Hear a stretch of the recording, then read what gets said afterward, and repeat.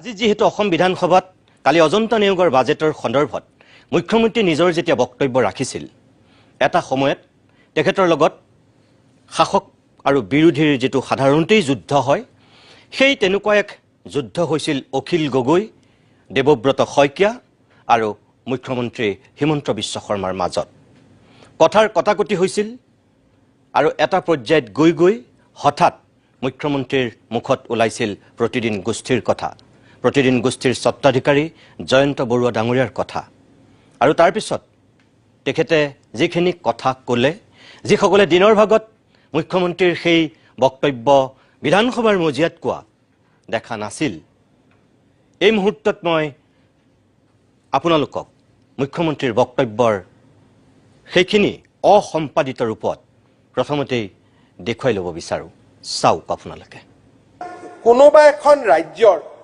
কৰবাত যেতিয়া কিবা এটা নিগেটিভ হয় তেতিয়া তাক কবৰ কাৰণে বহুত মানুহ ওলায় কিন্তু যেতিয়া কোনোবা এটা ৰাজ্যত মানুহে ভাল কাম কৰিবৰ বাবে চেষ্টা কৰে তাক প্ৰশংসা নহয় যোৱা 5 দিন আগতে অসমলৈ অহা বাইকাৰ ছোৱালী এগৰাকীৰ বাইকখন চুৰি হ'ল এজ ইউজুৱেল অসমত এখন বাতৰি কাকত আছে মানুহৰ অখিল গগৈ ডাঙৰীয়াৰ প্ৰায় দিনটো হয় বেয়া কথা কৈ ভাল পায় মানে এইটো তেওঁৰো গাত এটা বেমাৰ আছে বেয়া কথা লিখি ভাল পায় ৰাতিপুৱাই মানে কুটকুটাই থাকে বেয়া কি পঢ়িব পাৰো আৰু মোৰ ইমান সাহস আছে চক ইলেকশ্যনত তেওঁৰ মোৰ সহায় নালাগে সেইকাৰণে মই ইলেকশ্যন মুখী বাজেটটো দিয়া নাই আপোনালোকতো কপি থাকে তেওঁৰ নামত মইতো নকপো এইটোৱে হৈছে Himanta Biswa Sarma it makes me different from all of you আপোনালোকে আকৌ সিএম হৈ প্ৰথম কাক লগ ধৰিছিল সিএম হৈ প্ৰথম কাক লগ ধৰিছিল আপুনি ৰঞ্জন গগৈ আমাৰ ওচৰলৈ কৈছিলে নেকি আপোনাৰ ঘৰতে যাম নাই কৈছিলে কাৰ ওচৰলৈ জয়ন্ত বৰুৱা তেতিয়া হলে এতিয়া আকৌ উল্টা কথা কেলে কৈ আছে সংবাদটো চলি থাকিব মোক বেয়া পোৱা মানুহখিনি ঘৰত মই আগত গৈ দেখুৱালো যে দাদা চাওক আপুনি বিৰোধিতা কৰিছিল মই সিএম হৈ গলো মই জয়ন্ত বৰুৱাৰ ওচৰত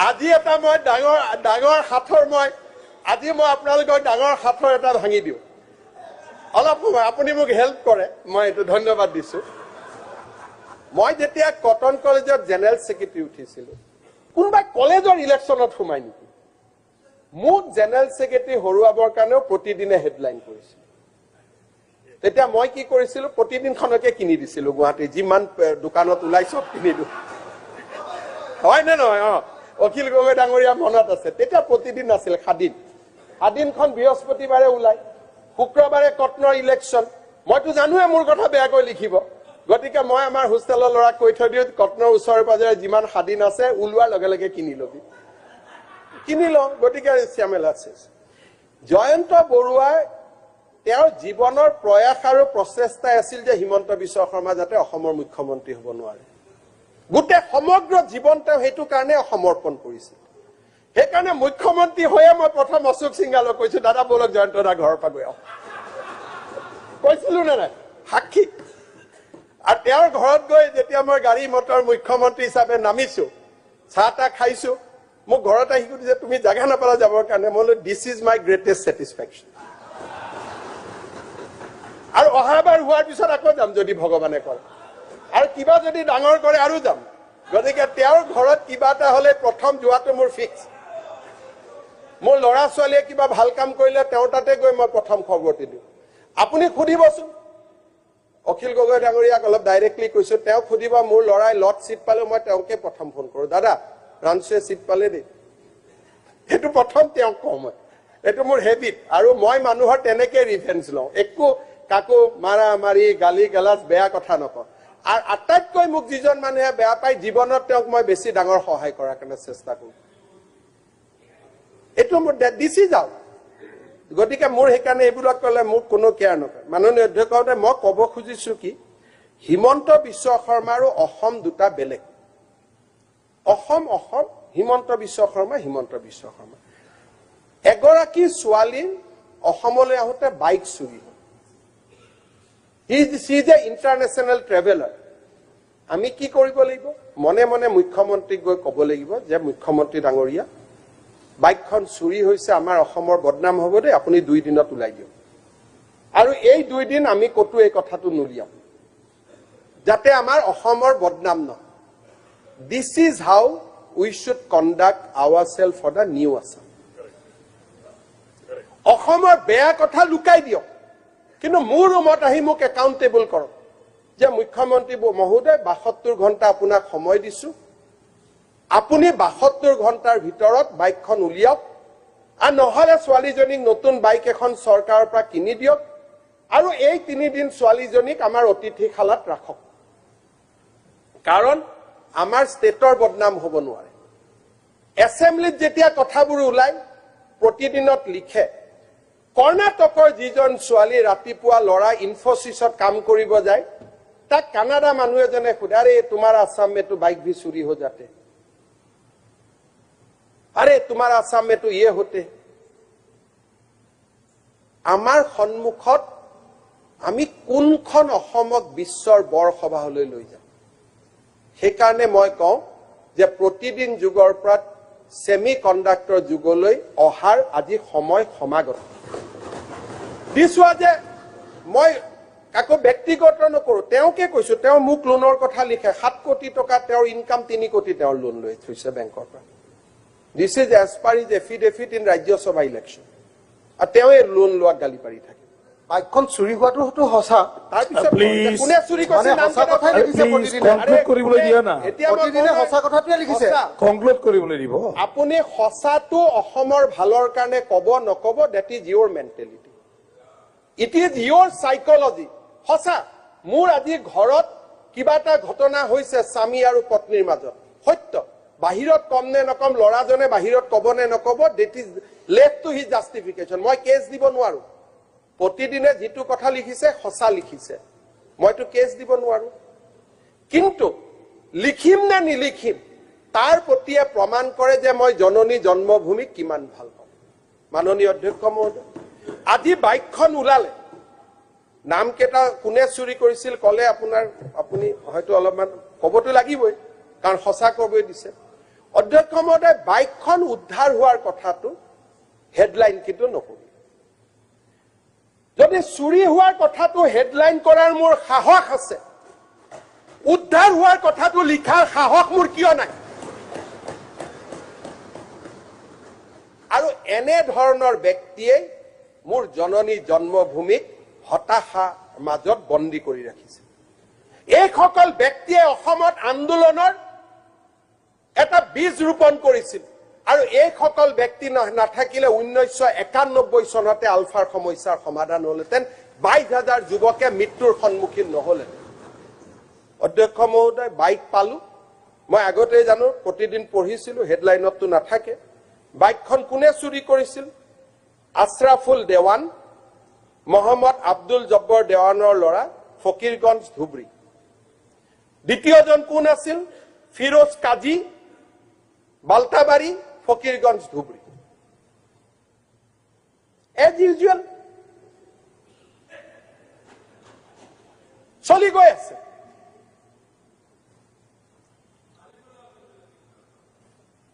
আকৌ কিবা এটা গণ্ডগোল হলে ভুলতেও যদি গুলি লাগে আপোনালোকে আকৌ হুলস্থুল কৰি দিয়ে আপুনি কিন্তু আজি কলেটো ৰেকৰ্ড কৰি থৈ দিয়ক আৰু পিছত নকব যে অসমত এনকাউন্টাৰ হয় অসমত এনকাউন্টাৰ নহয় হলেতো এইটোৱে হলেতে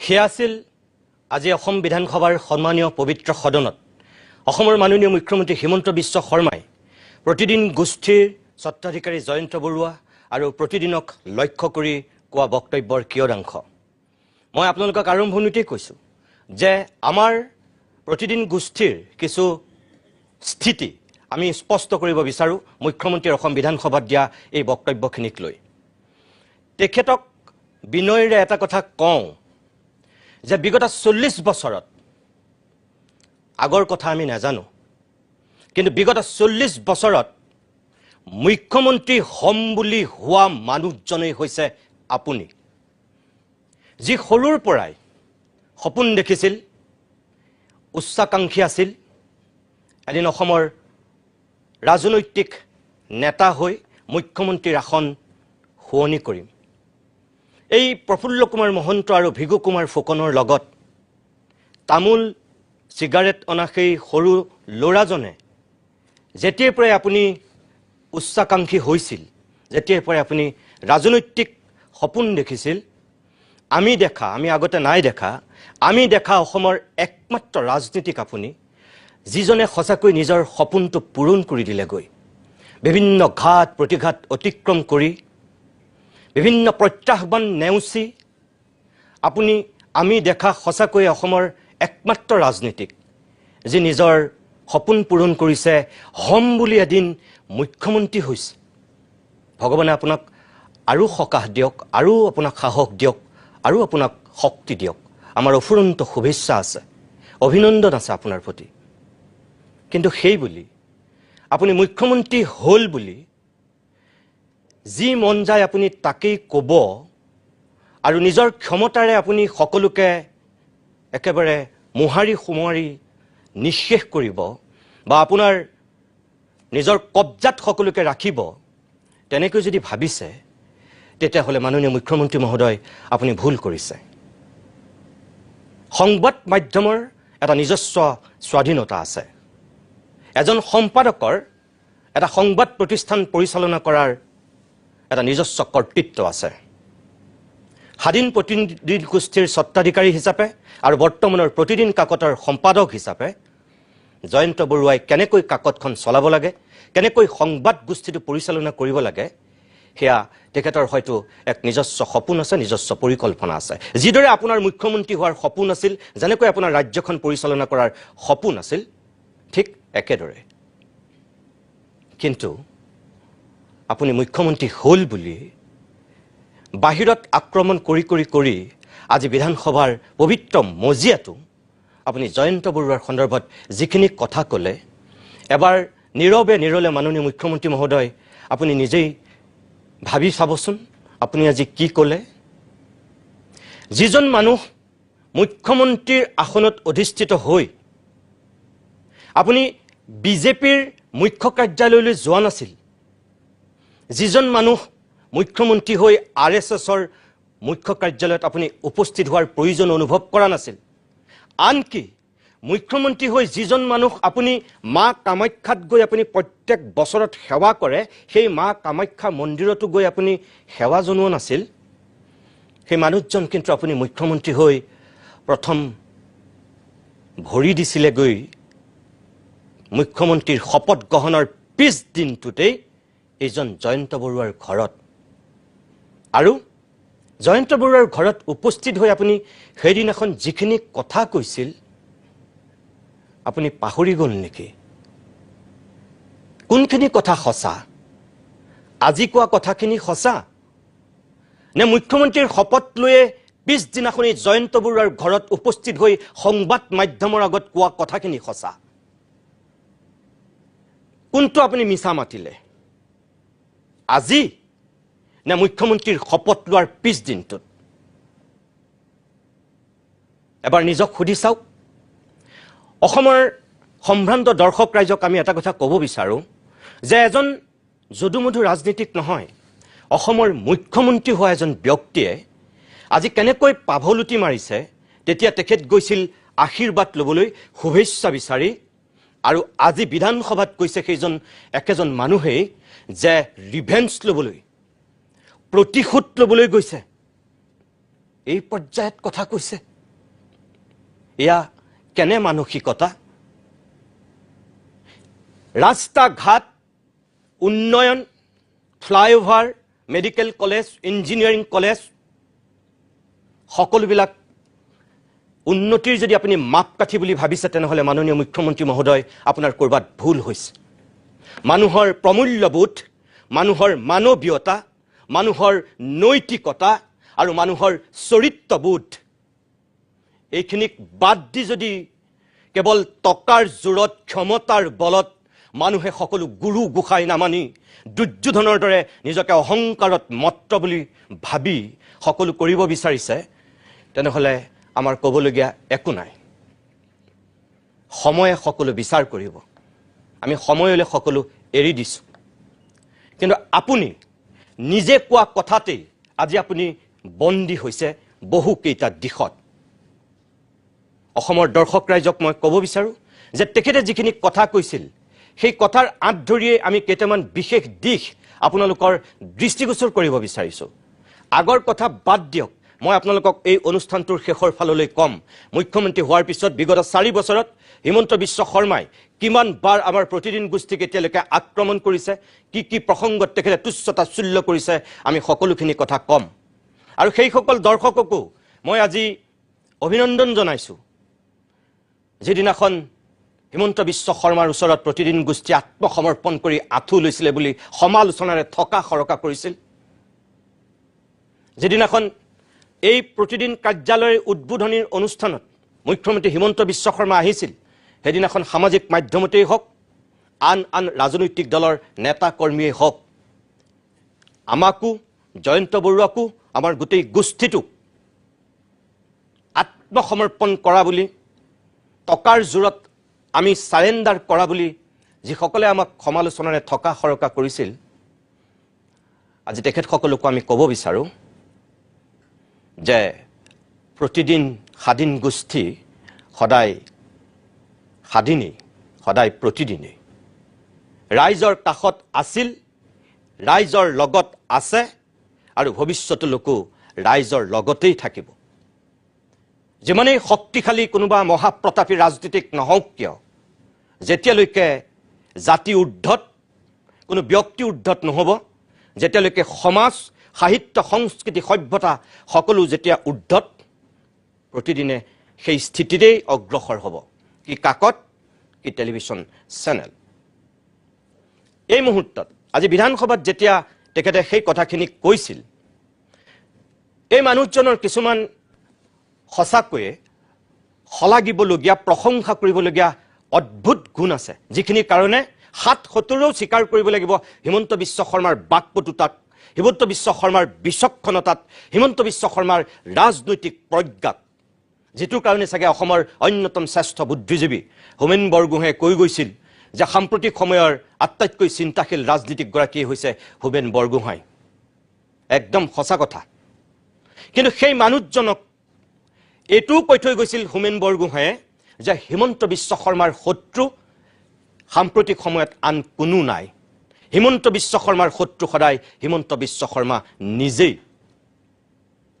সেই কথাটো আজি মাননীয় মুখ্যমন্ত্ৰী হিমন্ত বিশ্ব শৰ্মাক আমি এবাৰ মনত পেলাই দিব বিচাৰিছোঁ এই কথাটো আমি কোৱা কথা নাছিল হোমেন বৰগোহাঁয়ে কোৱা কথা আছিল যেনেকৈ আটাইতকৈ চিন্তাশীল ৰাজনীতিক বুলি অভিহিত কৰিছিল একেধৰণে হিমন্ত বিশ্ব শৰ্মাৰ আটাইতকৈ শত্ৰু বুলি কৈছিল কিয় কৈছিল তাৰো নিশ্চয় কাৰণ আছিল এই যে আপুনি সকলোকে মূৰ্খ সজাব বিচাৰে মিছা কথাৰে আপুনি এটা ভৰাল হিচাপে হঠাৎ যায় নিজকে নিলজ্জভাৱে আপুনি মানুহৰ ওচৰত উন্মুক্ত কৰি দিয়ে এনেকুৱা গুণখিনি যদি আপুনি বাদ দিলেহেঁতেন তেতিয়াহ'লে চাগে অসমৰ কাৰণেই আটাইতকৈ সৌভাগ্যৱান মানুহজন সঁচাকৈ আপুনি হ'লেহেঁতেন কাৰণ আপোনাৰ বিচক্ষণতা আপোনাৰ বাকপটুতা আপোনাৰ ৰাজনৈতিক দৰ্শন জ্ঞান কোনোবাই আপোনাক প্ৰত্যাহ্বান জনাব পাৰে জানো আমি আৰম্ভণিতেই কৈছোঁ বিগত 40 বছৰত মুখ্যমন্ত্ৰী হ'ম বুলি হোৱা মানুহজন আপুনি কিন্তু তাৰ পিছতো এই যে বিগত 4 বছৰত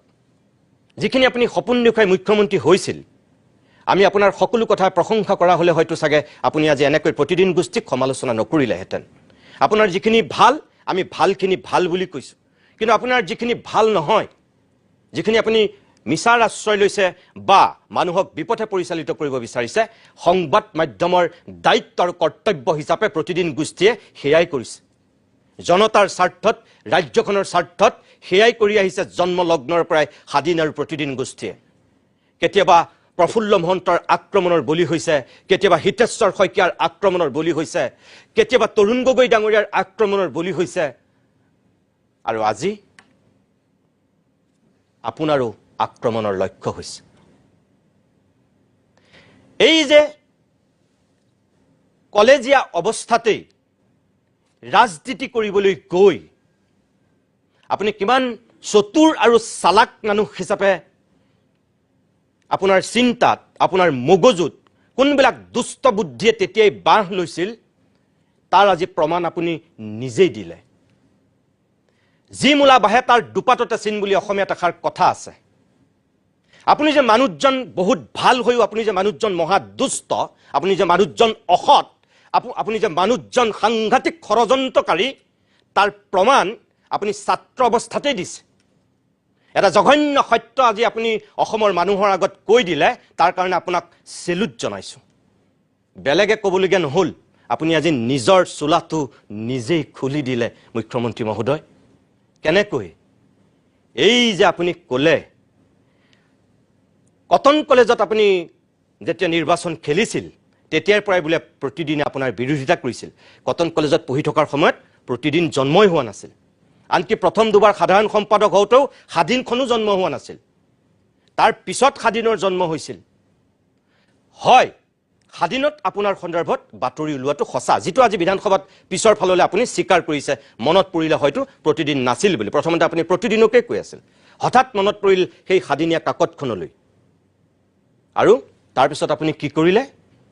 ৰাতিটোৰ ভিতৰতেই তেতিয়াই এজন ছাত্ৰ নেতাই গোটেই ল'ৰাবিলাকক ফিটিং কৰি পাণবজাৰৰ গোটেই কটনৰ চৌপাশৰ মোটামুটি স্বাধীন কাকতখন নোহোৱা কৰি দিলে।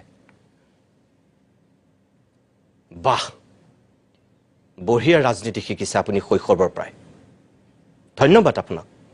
আমি কোৱা নাই, আপুনি কৈছে। মুখ্যমন্ত্ৰীৰ হৈ শপত লৈ পিছদিনাখনি জয়ন্ত বৰুৱাৰ ঘৰলৈ আহি আশীৰ্বাদ লৈছিল, শুভাশীষ লৈছিল, আৰু তাৰপিছত আজি বিধানসভাত কৈছে ৰিভেঞ্চ লৈছে, প্ৰতিশোধ লৈছে। বাহ মুখ্যমন্ত্ৰী, বাহ, ধন্যবাদ আপোনাক। প্ৰিয় দৰ্শক, চাওকচোন এই তেখেতৰ মুখৰ এই বক্তব্যকেইটা। মানে এইটো তেওঁৰো গাত এটা বেমাৰ আছে, বেয়া কথা লিখি ভাল পায়। ৰাতিপুৱাই মানে কুটকুটাই থাকে, বেয়া কি পঢ়িব পাৰো, বেয়া কি পঢ়িব পাৰো। আৰু মোৰ ইমান সাহস আছে, চক ইলেকশ্যনত তেওঁৰ মোৰ সহায় নালাগে, সেইকাৰণে মই ইলেকশ্যনমুখী বাজেটো দিয়া নাই। আপোনালোকতো কপি থাকে তেওঁৰ নামত, মইতো নকপো। এইটোৱে হৈছে Himanta Biswa Sarma. It makes me different from all of you. আপোনালোকে আকৌ চিএম হৈ প্ৰথম কাক লগ ধৰিছিলে? চিএম হৈ প্ৰথম কাক লগ ধৰিছিলে আপুনি? ৰঞ্জন গগৈ, আমাৰ ওচৰলৈ গৈছিলে নেকি? আপোনাৰ ঘৰতো যাম। নাই, গৈছিলে কাৰ ওচৰলৈ? জয়ন্ত বৰুৱা। তেতিয়াহ'লে এতিয়া আকৌ উল্টা কথা কেলে কৈ আছে? সংবাদটো চলি থাকিব। মোক বেয়া পোৱা মানুহখিনি ঘৰত মই আগত গৈ দেখুৱালো যে দাদা চাওক আপুনি বিৰোধিতা কৰিছিল, মই চিএম হৈ গলো। মই জয়ন্ত বৰুৱাৰ ওচৰত আজি এটা মই ডাঙৰ সাঁথৰ আজি মই আপোনালোকক ডাঙৰ সাঁথৰ এটা ভাঙি দিওঁ। অলপ সময় আপুনি মোক হেল্প কৰে, মই এইটো ধন্যবাদ দিছো। মই যেতিয়া কটন কলেজত জেনেৰেল ছেক্ৰেটাৰী উঠিছিলো, কোনোবাই কলেজৰ ইলেকশ্যনত সোমাই নেকি? মোক জেনেৰেল ছেক্ৰেটাৰী হৰুৱাবৰ কাৰণেও প্ৰতিদিনে হেডলাইন কৰিছিল।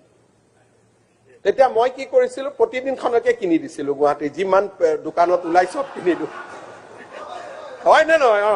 অখিল গগৈ ডাঙৰীয়া মনত আছে, তেতিয়া প্ৰতিদিন আছিল সাদিনখন বৃহস্পতিবাৰে ওলাই, শুক্ৰবাৰে কটনৰ ইলেকশ্যন। মইতো জানোৱে মোৰ কথা বেয়াকৈ লিখিব, গতিকে মই আমাৰ হোষ্টেলৰ ল'ৰাক কৈ থৈ দিওঁ, কটনৰ ওচৰে পাজৰে যিমান সাদিন আছে ওলোৱাৰ লগে লগে কিনি লবি, কিনি লওঁ। গতিকে শ্যামেলা আছে। জয়ন্ত বৰুৱাই তেওঁৰ জীৱনৰ প্ৰয়াস আৰু প্ৰচেষ্টাই আছিল যে হিমন্ত বিশ্ব শৰ্মা যাতে অসমৰ মুখ্যমন্ত্ৰী হ'ব নোৱাৰে। গোটেই সমগ্ৰ জীৱন তেওঁ সেইটো কাৰণে সমৰ্পণ কৰিছিল। সেইকাৰণে মুখ্যমন্ত্ৰী হৈয়ে মই প্ৰথম অশোক সিংহালক কৈছো, দাদা বলক জয়ন্ত দা ঘৰৰ পৰা গৈ আহক। কৈছিলো নে নাই? সাক্ষী। আৰু তেওঁৰ ঘৰত গৈ যেতিয়া মই গাড়ী মটৰ মুখ্যমন্ত্ৰী হিচাপে নামিছো, চাহ তাহ খাইছো, মোক ঘৰত আহি সুধিছে তুমি জাগা নাপালা যাবৰ কাৰণে? মই this is my greatest satisfaction.